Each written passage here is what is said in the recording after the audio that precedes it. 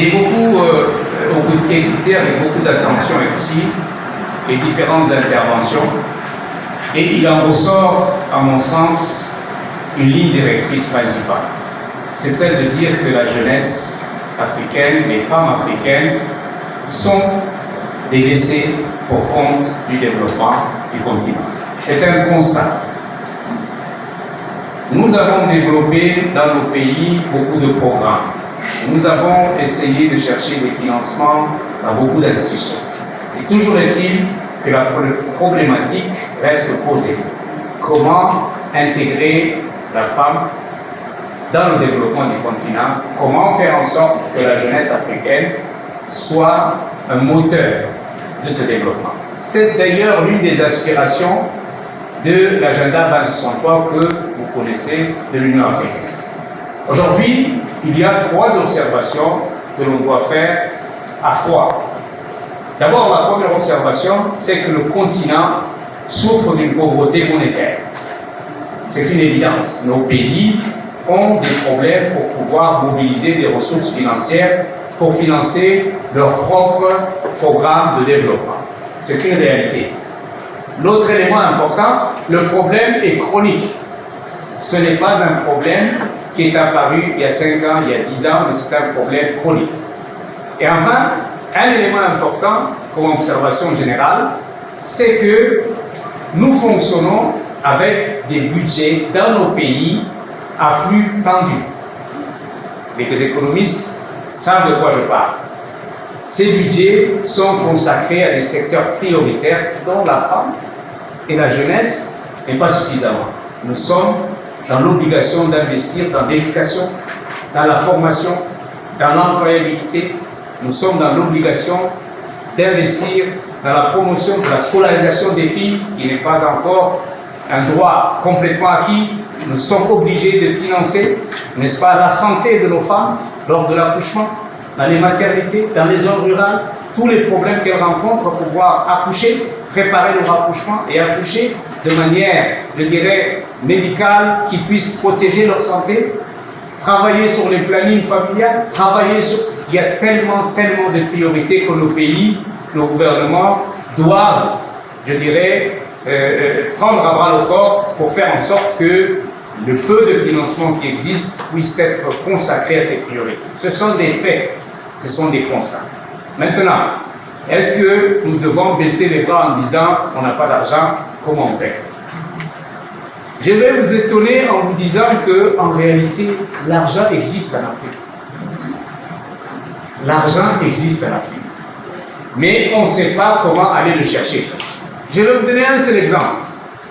Il y a à peu près 2 trillions 300 milliards de dollars dans les fonds de pension africains. Je répète, il y a 2 trillions 300 milliards de dollars dans les fonds de pension africains. Et les fonds de pension, rien que celui de l'Afrique du Sud, avait des centaines de milliards. Cet argent ne reste pas en Afrique. Il est investi ailleurs, dans des banques internationales, dans des projets internationaux. L'Afrique, en ayant pris du retard dans la transformation de ses économies, les États africains, dans la transformation industrielle, nos ressources partent à l'extérieur pour revenir avec des valeurs ajoutées qui nous coûtent 10 fois plus cher que ce qu'on nous a payé. Le cacao qu'on produit, il nous revient en chocolat 10 fois plus cher. La bauxite, l'uranium, l'or, toutes ces ressources partent et reviennent 10 fois plus cher. Nous perdons notre propre argent. Nous le donnons aux autres. Nous finançons les économies des pays, des Occidentaux. Et ils ne veulent pas que l'on puisse changer cela. Toute la dynamique des institutions de Bretton Woods, des aides publiques au développement, des dettes et des prêts, c'est pour nous maintenir dans un état de dépendance permanente. C'est une réalité aussi. On ne peut pas le nier. Et donc, tant que l'Afrique, comme le disait notre jeune représentant des parlementaires, tant que nous ne prendrons pas nous-mêmes notre destin en main, aujourd'hui plutôt que demain, on restera des chèvres qu'on tient en laisse ou des chiens qu'on tient en laisse ou toutes sortes d'animaux dont vous pouvez penser, auxquels vous pouvez penser, et cela doit changer. Maintenant, je suis dans le service public depuis 33 ans. Je suis dans le gouvernement peut-être plus de 20 ans.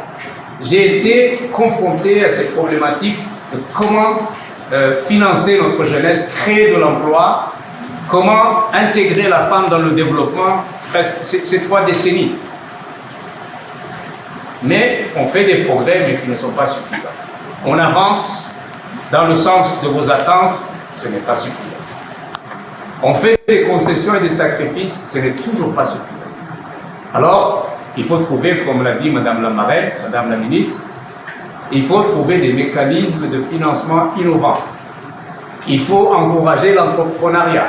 Il faut mettre en place des fonds de garantie pour permettre aux jeunes de lancer leur start-up. Il faut permettre aux femmes qui travaillent dans la zone rurale de pouvoir améliorer leurs conditions de vie en leur donnant les moyens de pratiquer une agriculture de subsistance avec un minimum de moyens. Il faut permettre à nos ressources, à notre production, d'être valorisées sur le continent. Créer un marché des commodités. Pourquoi aller à Londres pour fixer le prix du coton?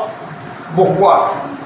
Pourquoi ce marché des commodités pour que nous puissions avoir la plus juste rétribution pour nos produits, afin que ces ressources financières servent à responsabiliser les jeunes, les femmes, et à leur donner la place qu'ils méritent sur le continent. Et j'en suis profondément convaincu. Maintenant, j'ai eu cette ambition peut-être de porter cette parole au niveau du continent. J'aimerais aller présider cette commission pour apporter une dynamique nouvelle, une énergie nouvelle. J'aimerais vraiment porter et me faire l'avocat de ce que vous venez de dire. J'aimerais parler haut et fort dans les instances internationales. J'aimerais que l'Afrique puisse occuper la place qu'elle mérite dans l'arène globale, là où les décisions qui concernent les Africains sont prises. Le Conseil de sécurité des Nations Unies, à quelques enjambées d'ici, ne fait que traiter des questions africaines. 90% des questions, tous les jours, ils ont des réunions ici. Et l'Afrique n'a pas droit de citer. L'Union africaine n'a pas droit de citer. Est-ce que c'est normal? Non. Non. Tous les programmes du FMI, Banque mondiale, la plupart des programmes concernant donc l'Afrique se décident dans des instances où l'Afrique, par exemple, au FMI, n'a que 5% des droits de vote. L'Afrique, à la Banque mondiale, n'a que, dans les conseils d'administration, 11% de représentation. Ça doit changer. Ça doit changer. Et ça changera lorsqu'on portera cette parole, vous les jeunes, vous les femmes, nous ceux que vous allez élire, vers cet objectif qui est le nôtre, celui de rendre à l'Afrique sa dignité, de permettre à l'Afrique d'avoir sa place et de faire en sorte que les Africains ne soient pas tout le temps cités dans les registres de la famine, de la pauvreté, des maladies, des pandémies, etc. Ça doit changer. Voilà la promesse que je vous fais. Je vous ai écouté, j'ai pris note, je ferai en sorte que votre parole soit portée. Merci beaucoup.